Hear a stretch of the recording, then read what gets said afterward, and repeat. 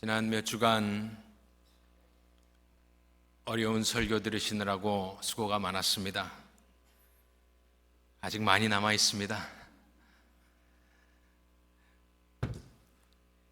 하나님의 말씀을, 그것도 요한복음을 같이 펴서 읽고 설교하고 듣고 삶에 적용하고 하나님의 특별한 은혜입니다.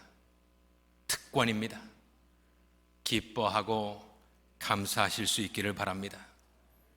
그래서 오늘은 조금 쉽게 짧게 해보려고 하는데 모르겠습니다. 지난주에는 말씀이 육체가 되어 우리 가운데 장막을 치고 거하심을 보았고, 오늘은 그 후반부 14절의 후반부를 가지고 말씀을 전하겠습니다. 우리가 그의 영광을 보니 아버지의 독생자의 영광이요 은혜와 진리가 충만하더라. 하나님께서 성령을 통하여 요한을 통하여 우리에게 증거하고 계시는 것입니다. 요한복음에서 영광이라는 단어가 처음 나왔습니다. 그리고 앞으로 보시면 알지만 요한복음에서 영광은 너무나 중요한 주제입니다. 제가 여러분들께 영광이 무엇입니까? 여쭈어보면 많은 대답이 나올 것입니다. 그래서 이럴 때에는 성경에서 나오는 영광들을 돌아보면서 패턴을 볼 필요가 있습니다. 특별히 구약에서 대표적으로 나타나는 여호와의 영광, 어디서 나타날까? 눈을 감고 생각해 보면 떠오르는 곳은 시내산, 그리고 솔로몬의 성전, 이런 곳입니다. 그래서 오늘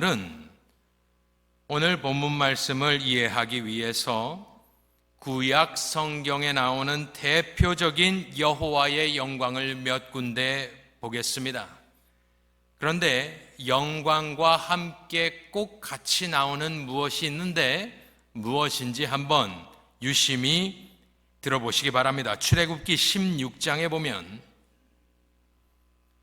아론이 이스라엘 자손의 온 회중에게 말하매 그들이 광야를 바라보니 여호와의 영광이 구름 속에 나타나더라. 시내산으로 가서 출애굽기 19장을 보면 여호와께서 모세에게 이르시되 내가 빽빽한 구름 가운데서 내게 임함은 내가 너와 말하는 것을 백성이 듣게 하며 또한 너를 영영히 믿게 하려 함이니라. 출애굽기 24장으로 가보면 모세가 산에 오르매 구름이 산을 가리며 여호와의 영광이 시내산 위에 머무르고 구름이 엿새 동안 산을 가리더니 일곱째 날에 여호와께서 구름 가운데서 모세를 부르시니라. 산 위에 여호와의 영광이 이스라엘 자손의 눈에 맹렬한 불같이 보였고 모세는 구름 속으로 들어가서 산 위에 올랐으며 모세가 40일 40야를 산에 있으니라. 성막을 보겠습니다. 출애굽기 40장입니다. 구름이 회막에 덮이고 여호와의 영광이 성막에 충만하매 모세가 회막에 들어갈 수 없었으니 이는 구름이 회막 위에 덮이고 여호와의 영광이 성막에 충만함이었으며, 한 군데 더 성전입니다. 열왕기상 8장에 보면 제사장이 성소에서 나올 때에 구름이 여호와의 성전에 가득하매 제사장이 그 구름으로 말미암아 능히 서서 섬기지 못하였으니 이는 여호와의 영광이 여호와의 성전에 가득함이었더라. 자, 구약에서 대표적으로 표현되는 여호와의 영광을 찾아보면 꼭 같이 나오는 것이 있었습니다. 무엇이었습니까? 구름입니다. 이 구름은 그냥 맑은 하늘에 들어오는 구름이 아니라 초자연적인 구름이겠지요. 그래서 이것을 가지고 제가 정의를 내려보면 구약에 나오는 영광은 무엇인가 정의를 내려보면 구약에 나오는 여호와의 영광은 가리워진 그분의 임재입니다. 보통 우리는 주의 영광을 빛, 불, 구름 등으로 표현을 하지만 그것이 아닙니다. 주의 영광은 당신 자신입니다. 이것을 컨펌할 수 있는 부분이 출애굽기 33장에 나오는데 잘 들어보십시오. 모세가 이렇게 기도합니다. 모세가 이르되 원하건대 주의 영광을 내게 보이소서. 그런데 하나님은 뭐라고 그러시냐면 20절에 보니까 또 이르시되 네가 내 얼굴을 보지 못하리니 나를 보고 살 자가 없음이니라. 주의 영광을 보여달라고 했는데 네가 나의 영광을 볼 수 없다 이야기하지 않고 네가 내 얼굴을 보지 못하겠다 이야기를 하였습니다. 22절에 보니까 내 영광이 지나갈 때에, 23절에 보니까 손을 거두리니 네가 내 등을 볼 것이요 얼굴은 보지 못하리라. 영광과 하나님 자신이 동일함을 우리가 알 수가 있습니다. 이것이 바로 구약에 나오는 하나님의 영광의 모습이었습니다. 그 백그라운드를 우리가 기억하면서 오늘 말씀을 보면 요한복음 1장 14절에 보니까 우리가 그의 영광을 보니 했습니다. 이 그는 어떤 그입니까? 말씀이 육신이 되어 우리 가운데 거하신 이의 영광일 것입니다. 그렇다면 결론적으로 구약 시대에는 구름 속에 감추어진 하나님의 임재가 그의 영광이었습니다. 신약 시대에는 말씀이 하나님이셨다고 하지 않았습니까? 그리고 그 말씀이 육신을 입었습니다. 그렇기 때문에 예수의 육체 안에 가리워진 여호와의 영광이 바로 오늘 요한이 바라본 바로 그의 영광이고 독생자의 영광입니다. 같은 하나님이고 같은 영광입니다. 자, 그럼 이것을 가지고 성육신하신 예수의 영광에 대해서 몇 가지 결론을 내려보면,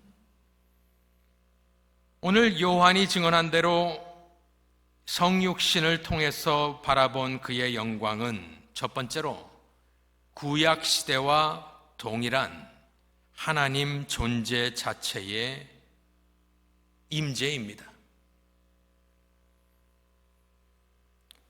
하지만 구약 시대 때는 구름에 가리워져 감추어져 있었는데 오늘 말씀대로 보면 육신에 감추어져 있는 하나님의 영광이 바로 예수님의 영광입니다. 하지만 오늘 18절에 읽어보면 본래 하나님을 본 사람이 없으되 아버지 품속에 있는 독생하신 하나님이 나타내셨다고 합니다. 독생하신 예수님이라고 표현하지 않고 독생하신 하나님이 하나님을 드러내었다라고 이야기를 합니다. 그래서 구약 시대와 같이 감추어져 있는 것은 맞지만 또한 완벽하게 드러나 있는 영광입니다. 구약 때는 가까이 갈 수 없었습니다. 하지만 오늘 요한이 증언하는 그의 영광은 가까이 갈 수 있는 영광인데, 요한 1서 1장 1절에 같은 요한은 비슷한 말을 성령의 감동으로 적었는데 이렇게 이야기합니다. 태초부터 있는 생명의 말씀에 관하여는, 요한복음과 비슷하지요.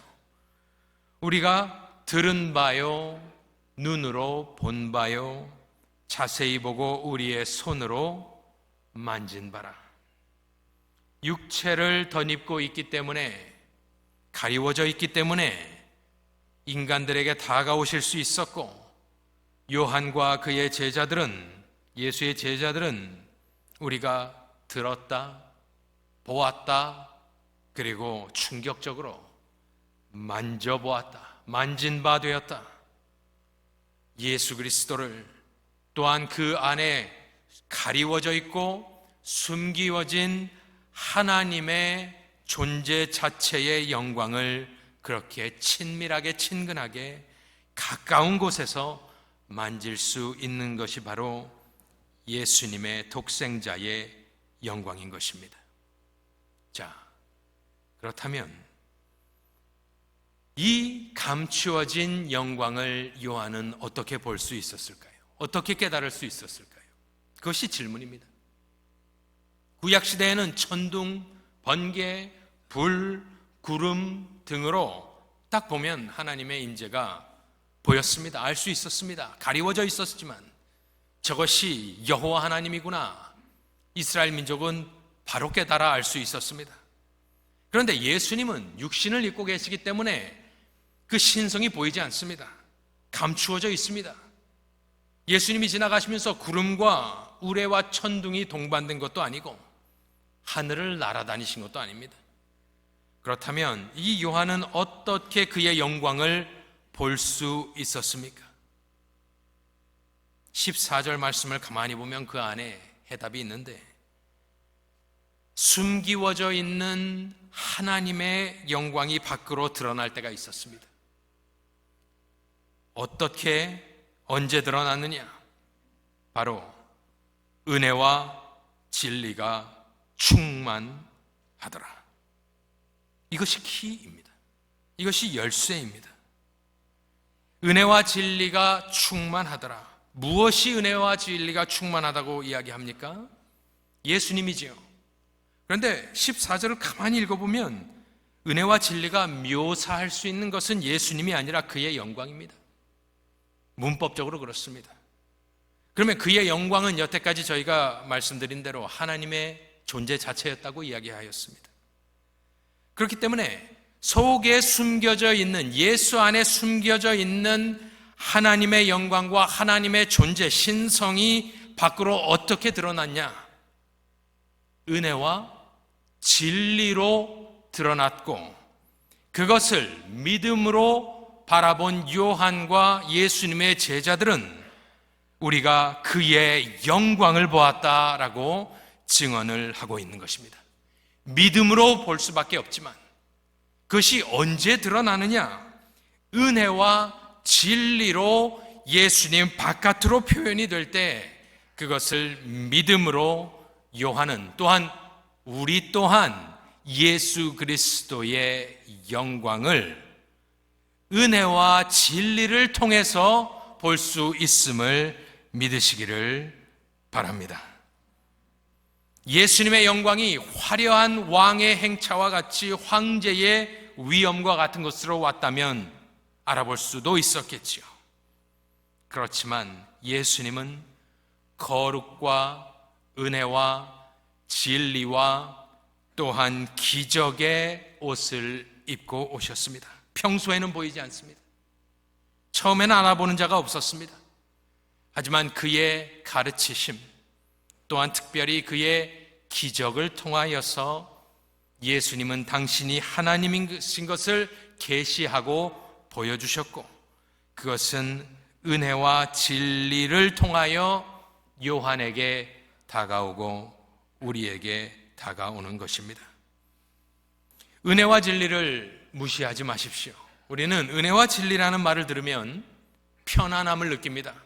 구약시대 때 번개가 치고 하늘에 불이 임하고 구름이 끼고 하였으면 사람들은 두려워 떨었지만, 우리는 동일한 여호와의 영광을 보지만 은혜와 진리라고 하면 사람들이 쉽게 생각합니다. 편하게 생각합니다. 우습게 생각합니다.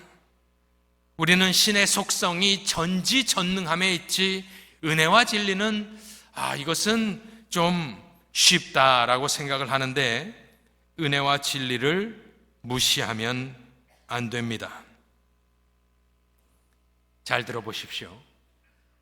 전지전능하심이 죄인을 구원하는 것이 아닙니다. 하나님의 은혜와 진리가 죄인을 구원하는 것입니다. 제가 설명을 드리겠습니다. 아무리 하나님이 전지전능하셔도 죄와 사망이 들어온 이상 거룩하신 속성의 하나님은 죄가 있음에도 불구하고 죄가 없다라고 말할 수가 없습니다. 하나님 속성이 거룩하시고 거짓말을 하실 수 없기 때문에 죄와 사망이 있는데 없는 셈 치자 이렇게 하나님이 하실 수가 없습니다. 하나님은 그 속성 자체가 너무나 거룩하시기 때문에 그는 모든 죄를 미워하고 범죄한 자를 결단코 죄 없다 하실 수 없으십니다. 아무리 전지전능한 하나님이라 하여도 죄를 죄라고 아니다, 죄를 죄가 아니다라고 말할 수 없고 죄 지은 범죄한 사람을 눈 감아줄 수가 없다라는 것입니다. 당신 속성 자체가 그것을 허락하실 수가 없습니다. 죄값을 치르지 않고 죄를 덮는다? 하나님이 아무리 전지전능하셔도 할 수가 없습니다. 공의의 하나님, 정의의 하나님이시기 때문입니다. 거짓말할 수 없고 현실을 부정할 수가 없습니다. 그 속성 때문에 누군가는 죄값을 치러야 합니다. 하지만 인간은 이미 죄로 오염이 되어 있기 때문에 인간이 인간의 죄값을 치를 수가 없습니다. 이미 썩었기 때문에, 오염되었기 때문에. 그래서 죄 없으신 예수님이 오실 수밖에 없으셨던 겁니다. 우리는 십자가가 옵션이라고 생각합니다. 하나님은 전지전능하시니까 그냥 죄를 사하실 수 있지. 아닙니다. 예수님이 오시지 않으면 죄를 사할 수가 없습니다. 단순한 인간은 죄를 지고 십자가에 갈 수가 없기 때문에 거룩하신 하나님, 근본이 하늘에서부터이신 분이 신이지만 인간인 분이 오셔야만 해결될 수가 있고, 십자가를 지고 대속하지 않으시면 아무리 전능하신 하나님도 죄를 사할 수가 없는 것입니다. 어떠한 근거로 그냥 죄를 없이 하겠다? 절대 그렇게 할 수가 없는 것입니다. 사망이 당신의 백성과 자녀들을 수없이 죽게 하였습니다. 그렇다면 하나님은 정의의 하나님이시기 때문에 또한 원수를 갚아야 합니다. 그래서 사망이 사망할 때까지 하나님은 멈추지 않는데 부활이 사망의 사망인 것입니다.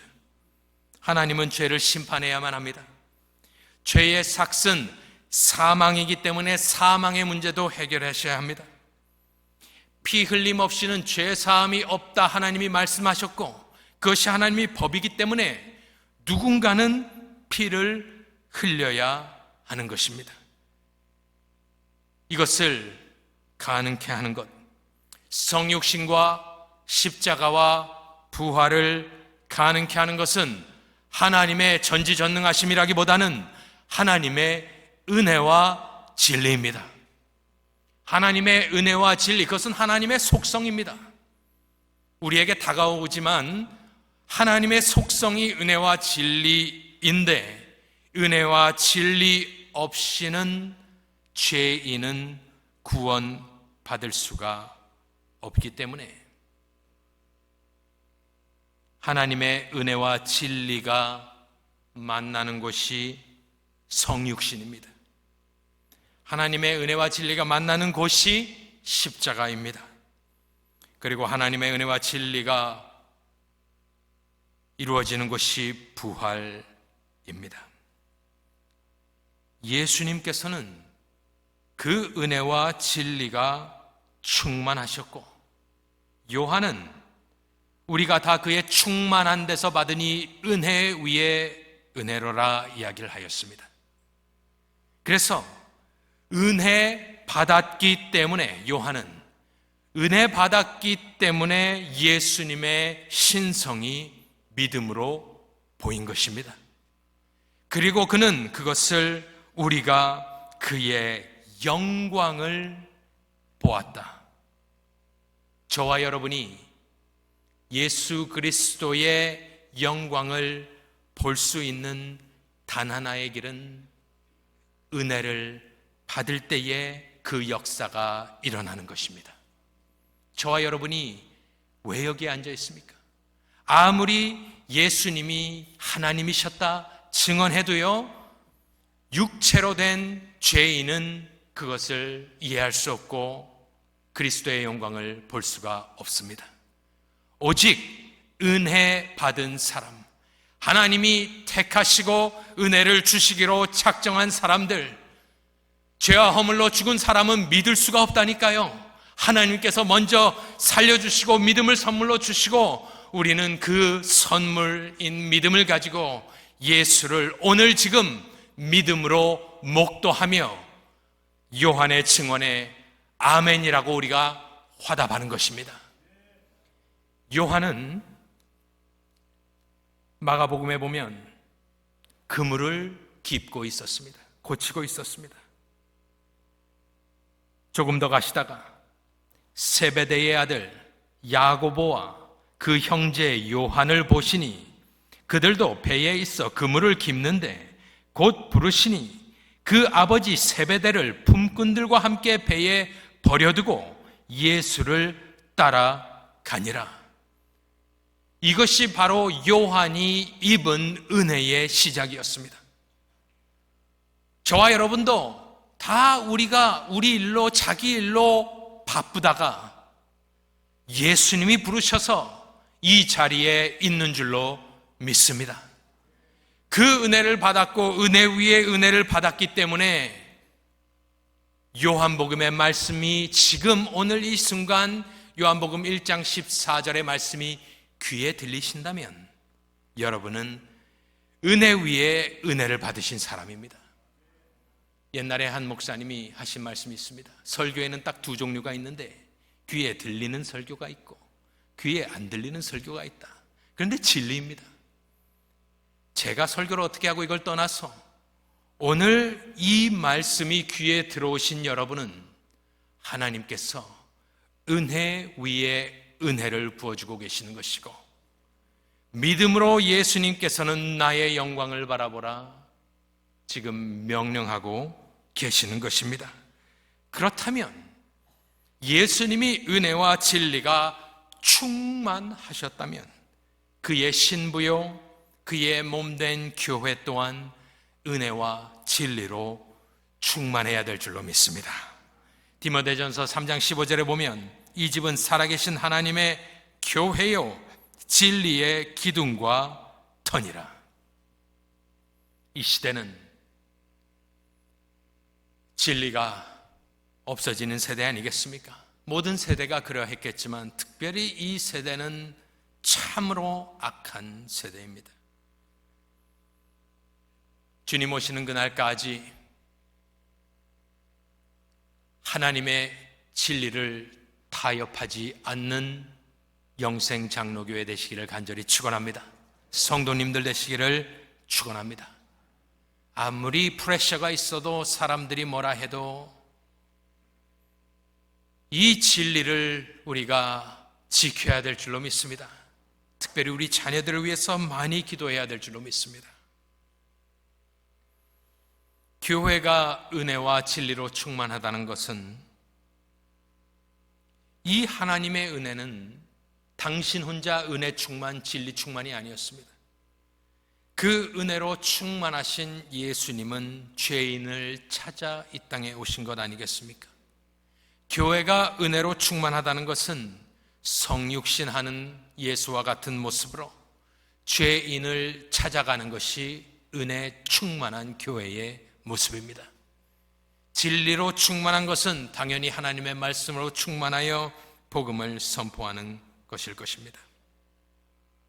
저는 이 말씀을 묵상하면서 하나 놀라운 사실을 깨달았습니다. 여태까지 저는 여러분들도 많은 분들도 마찬가지이시겠지만 우리가 하나님의 영광을 위해 삽니다. 그런데 하나님의 영광을 어떻게 하나님께 영광을 돌려드리나, 어떻게 하나님께 영광을 드리나 고민을 많이 할 때에 우리는 큰 업적을 성취하여 하나님께 영광을 돌린다고 생각을 합니다. 큰 업적을 이루면 좋겠습니다만은 그것만 강조하면 엘리트주의나 성공주의로 빠지게 됩니다. 오늘 말씀을 통해서 제가 깨달은 것은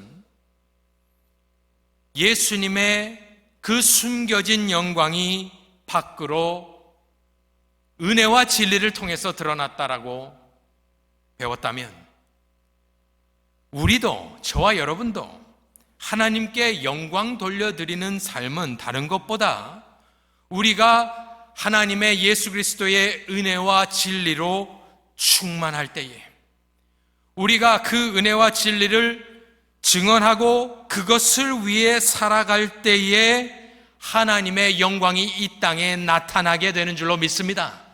예수님이 그렇게 하셨습니다. 예수님은 육신을 입고 걸어다니까 이것이 신인지 사람인지 누가 알겠습니까?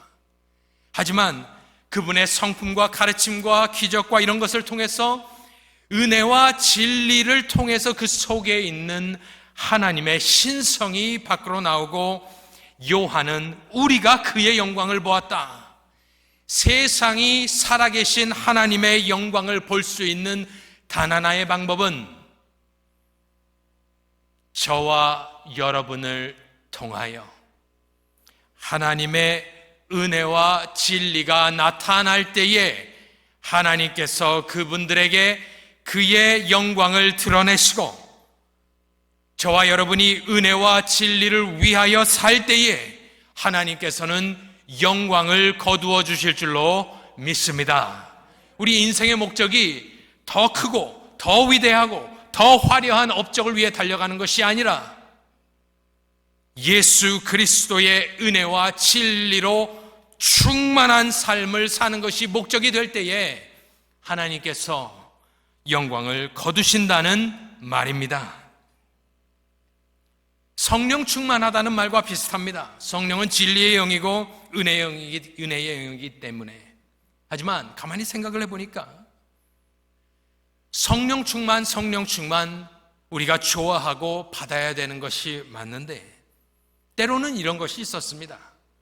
성령 충만하다라는 미명하에 우리의 신앙의 인격이 변하지 않고 나의 옛 구습 그대로 성령 충만이다 하면서 사역을 하는 분들이 종종 계셨습니다. 그런 분들 주위에 가보면 마치 불도저처럼 움직이기 때문에 많이 상처가 있습니다. 그런데 은혜와 진리의 충만, 같은 충만이겠지만 은혜와 진리의 충만으로 딱 포커스해서 우리의 인생의 목적을 맞추면 은혜와 진리가 우리를 깎고 다듬어서 예수의 형상으로 만들어 주실 줄로 믿습니다. 우리가 두 것 중에 하나를 주저할 수는 없습니다. 같이 충만하기 때문에. 하지만 은혜도 충만하고 진리도 충만할 때에 우리는 예수 그리스도의 그 속성을 증거하게 되고 은혜와 진리로 충만한 삶을 살려고 애쓸 때에 하나님께서는 저와 여러분 같은 연약한 인생을 통하여 영광 받아 주실 것입니다. 하나만 더 보겠습니다.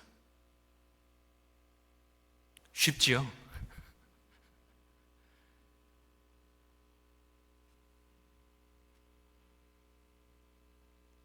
구약에서의 영광, 1장 14절에 감추어진 영광, 그 영광을 바깥으로 끄집어내는 것이 은혜와 진리라면 하나만 더 물어봅시다.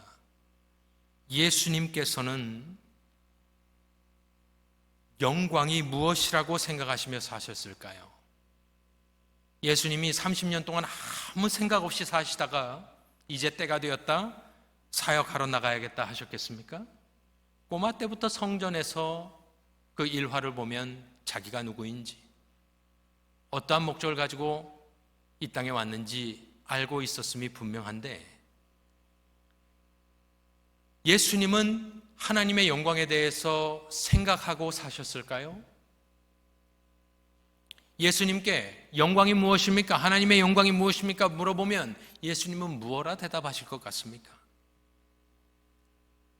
요한복음을 보면 영광이라는 말이 굉장히 많이 나옵니다. 그런데 한번 보시지요. 예수님이 생각하시고 사셨던 하나님의 영광은 무엇이었을까? 어떤 컨셉을 예수님은 생각하시면서 영광을 위하여 사셨을까? 요한복음 7장 39절에 보면 이것은 요한이 성령의 감동으로 하는 말입니다. 이는 그를 믿는 자들이 받을 성령을 가리켜 말씀하신 것이라. 예수께서 아직 영광을 받지 않으셨으므로 성령이 아직 그들에게 계시지 아니하시더라. 12장 16절에 가서 보면 제자들은 처음에 이 일을 깨닫지 못하였다가 예수께서 영광을 얻으신 후에야 이것이 예수께 대하여 기록된 것임과 사람들이 예수께 이같이 한 것임이 생각났더라. 이 영광이 무엇이라고 지금 생각하십니까? 요한의 모든 언어와 신학은 예수님께로부터 왔습니다. 요한은 말씀드린 대로 계속 예수님을 쫓아다니면서 굉장히 예수님의 말씀을 경청하였습니다. 그것을 어디서 알 수 있냐면 요한복음은 공관복음과 다르게 굉장히 긴 예수님의 가르침들이 나옵니다. 그 말은 요한이 아주 귀를 쫑긋하여서 예수님이 하셨던 가르침을 듣고 있었음을 가르쳐 주는데, 이제는 예수님이 하시는 말씀이 나옵니다. 요한복음 12장 23절에 보면 예수께서 대답하여 이르시되 인자가 영광을 얻을 때가 왔도다. 13장 31절에 보면 그가 나간 후에 가룟 유다입니다. 예수께서 이르시되 지금 인자가 영광을 받았고 하나님도 인자로 말미암아 영광을 받으셨도다. 예수님께 예수님 영광이 무엇입니까? 물어보신다면 예수님은 십자가가 내 영광이다. 예수님이 33년 사셨는데 그에게 예수님, 하나님의 영광을 위하여 산다는 것은 어떻게 사는 것입니까? 예수님은 나의 죽음, 나의 십자가가 나의 영광이고 하나님의 영광이다. 이런 말을 하실 것입니다. 왜 십자가의 죽으심이 그에게 영광이었나요? 당신께서 당신의 죽음을 영광이라고 계속 묘사를 하셨기 때문에 요한은 나중에 그의 죽으심을 가리켜 주께서 영광을 받지 아니하셨다라고 표현을 한 것입니다. 왜요? 죽음이 멋있으니까 영광입니까? 죽음을 미화시키고 만천하 앞에서 멋있게 십자가에서 죽는 게 그의 영광입니까? 화려한 것입니까? 아닙니다. 십자가가 구속의 완성이기 때문에 하나님의 영광인 것입니다. 하나님의 은혜와 진리가 가장 선명하게 나타난 곳은 시내산이 아닙니다. 솔로몬의 영광도 성전도 아니었습니다. 하나님의 은혜와 진리가 가장 완벽하게 드러난 곳은 십자가상이었습니다. 성육신까지도 기적이다 할 수 있지만 십자가에서 성육신의 목적이 완성되는 것입니다. 예수는 십자가에 매달리셔서 왜 나를 버리셨냐고 절규하셨지만 대답이 없었습니다. 그런데 우리는 상상해 볼 수 있죠. 하나님은 내가 내 교회를 구속하기 위해서 잠시 너를 버려야 한다.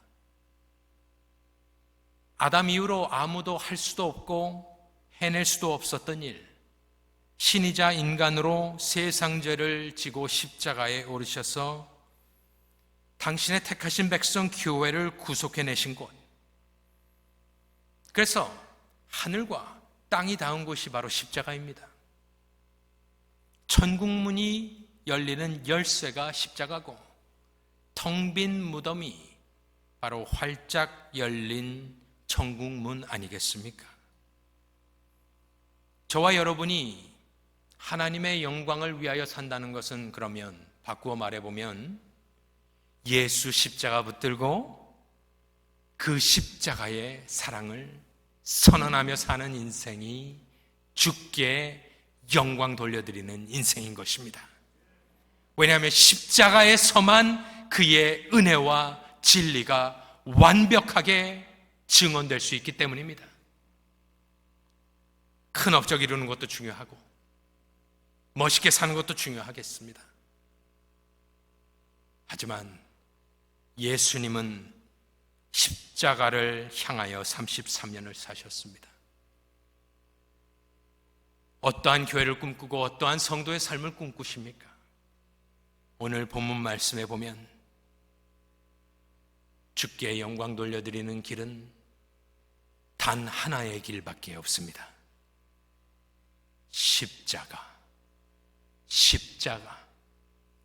십자가로 나의 죄악된 부분을 무너뜨리시고 고치시기 바랍니다. 하나님의 은혜로.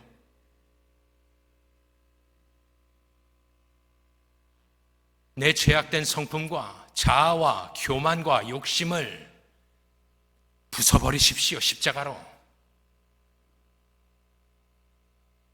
그리고 세상에 나가셔서 십자가 바라보라. 거기에 하나님의 은혜와 진리가 있다. 그 이름을 믿으라. 영접하라. 하나님의 자녀가 되는 권세를 주실 것이다. 십자가가 그리스도의 영광이고 하나님 아버지의 영광이고 교회의 영광이고 저와 여러분의 영광인 줄로 믿습니다.